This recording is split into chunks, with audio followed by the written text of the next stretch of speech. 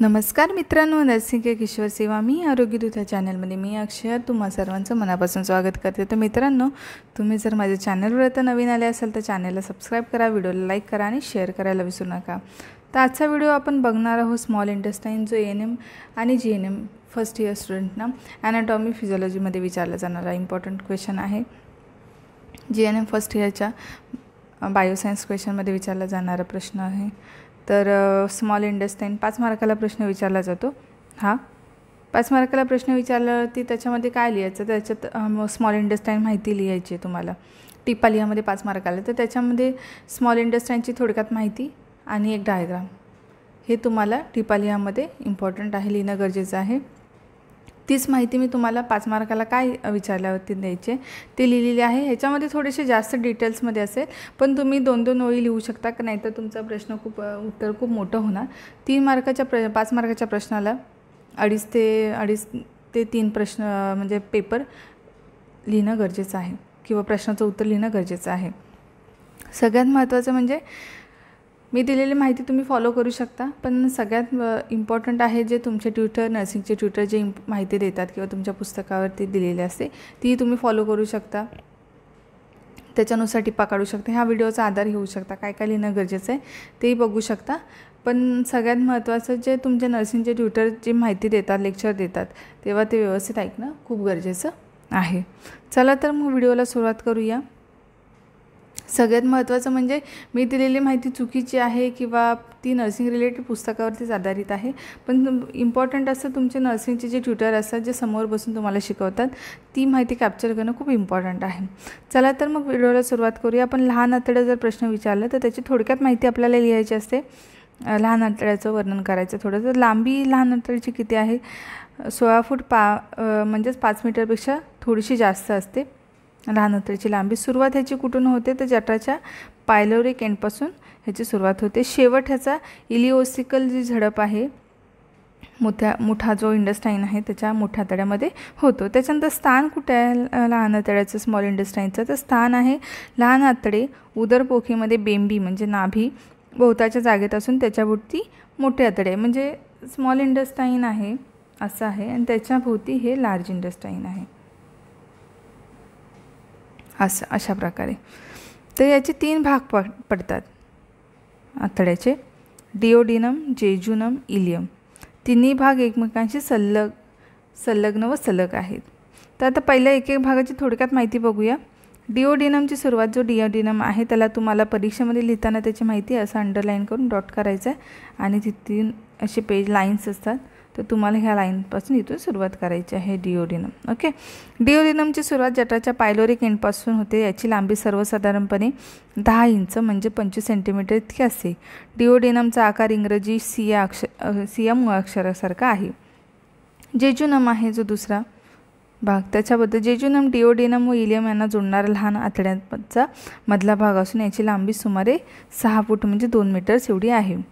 त्याच्यानंतर इलियम जो आहे, इलियमची सुरुवात जेजुनमच्या शेवटच्या टोकापासून होते। शेवट हा इलिओसिकल झडपेजवळ होतो, म्हणजे इलियमची सुरुवात कुठे होते तर जेजुनमच्या शेवटच्या टोकापासून होते आणि शेवट हा इलिओसिकल झडपेजवळ होतो। ही झडप काही आहे तर मोठ्या आतड्यांच्या सुरुवातीच्या ठिकाणी असल्याने लहान आतड्यातील पदार्थ मोठ्या आतड्यात जाण्यावर मोठ्या आतड्यातील पदार्थ लहान आतड्यातून परत येण्यावर नियंत्रण येते। म्हणजे ही जी इलिओसिकल झडप आहे, ह्या झडप्या म्हणजे जी ही झडप मोठ्या आतड्याच्या सुरुवातीच्या ठिकाणी असल्याने लहान जे मोठा आतडा जो इंटेस्टाईन लार्ज इंटेस्टाईन त्याच्या सुरुवातीच्या ठिकाणी आहे, त्यामुळे लहान आतड्याचे जे पदार्थ आहेत ते मोठ्या आतड्यात जाण्यावर मोठ्या आतड्यातील पदार्थ लहान आतड्यात परतून येण्यावर नियंत्रण राहते। इलिओसिकल झडप, वॉल किंवा झडप म्हणतात त्याला, मराठीमध्ये झडप बोलतात, इंग्लिशमध्ये वॉल। तर आतड्याची रचना आपण बघूया। आता आतडे 4 आवरणांनी बनलेलं आहे: पेरिटोनियम, मस्क्युला, सबम्युकस आणि म्युकस। अशा 4 आवरणांनी बनलेलं असून पेरिटोनियम, सबम्युकस, म्युकस मेम्ब्रेनचे असतं, यामध्ये कार्यानुरूप बदल आहेत। अशा ज्या 4 आवरणाने आतड्याची रचना झालेली आहे, 4 म्हणजे हे आहेत रचना आहे त्याची, आवरणांनी बनलेलं आहे ते पेरिटोनियम, सबम्युकस व म्युकस मेम्ब्रेनचे जे अस्तर आहे यामध्ये कार्यानुरूप त्यांच्यामध्ये बदल घडत असतात। तर पेरिटोनियममध्ये काय बदल घडतात ते आपण बघूया। या ठिकाणी पेरिटोनियमच्या दुपदरी आवरणास मेसेंटरी असे म्हणतात। पेरिटोनियमचे दुपदरी जे आवरण आहे त्याला मेसेंटरी असे म्हणतात। मेसेंटरीचे जेजुनम इलियम हे ॲब्डोमिनल वॉलच्या पाठीमागील भिंतीत जोडलेले आहे। मेसेंटरीचे जेजुनम व इलियम हे काय आहेत, ते ॲब्डोमिनल वॉलच्या पाठीमागील भिंतीत जोडलेले आहे। मागील उदरभिंतीजवळ मोठ्या रक्तवाहिन्या व मज्जातंतू असतात। त्यांच्या शाखा मेसेंटरीच्या दोन्ही पदरामध्ये येऊन लहान आतड्याला, म्हणजे मागील उदरभिंत जी आहे त्याच्याजवळ मोठ्या रक्तवाहिन्या व मज्जातंतू असतात। त्यांच्या शाखा काय करतात, तर मेसेंटरीच्या दोन्ही बाजूला म्हणजे पदर आहेत येऊन लहान आतड्याला रक्तपुरवठा मज्जापुरवठा करतात। असे यामध्ये लसवाहिन्याही आहेत।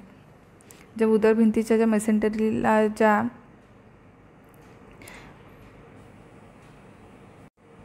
मज्जातंतू आणि शाखा ज्या रक्तवाहिन्या असतात त्या मेसेंटरीच्या दोन्ही पदरामध्ये येऊन लहान आतड्याला रक्तपुरवठा आणि मज्जापुरवठा करतात। हे पेरिटोनियम झालं। तर सबम्युकस आवरणचं बघूया। तर सबम्युकस आवरणाचं आपण काय बघणार आहोत, तर सबम्युकस मेम्ब्रेनच्या आधी सबम्युकस आवरण असते। म्युकस मेम्ब्रेन जे आहे आवरण त्याच्या आधी सबम्युकस आवरण असते।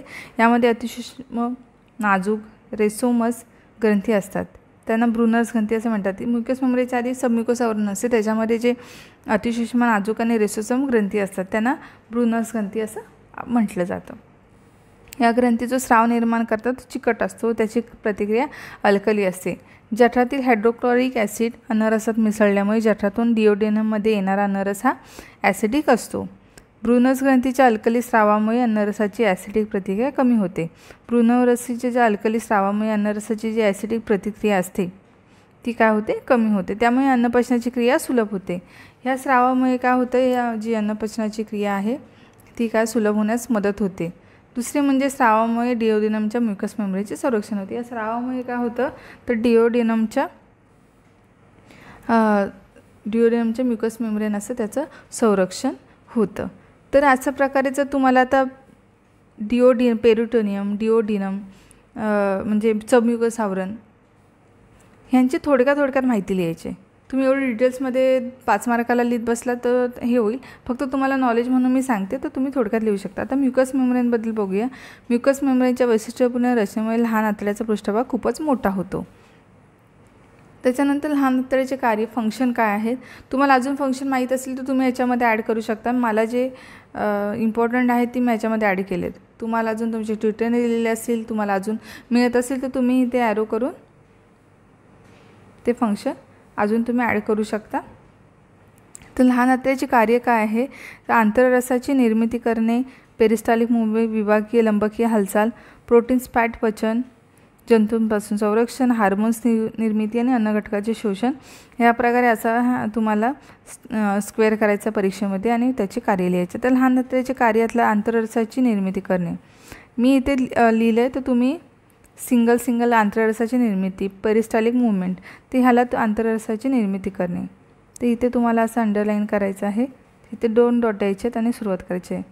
तर आता आपण त्याची माहिती बघूया। आंतररसाची निर्मिती करणे, दिवसाकाठी सर्वसाधारणपणे 1500 मिली आंतररस आतड्यामधील ग्रंथीमार्फत निर्माण केला जातो।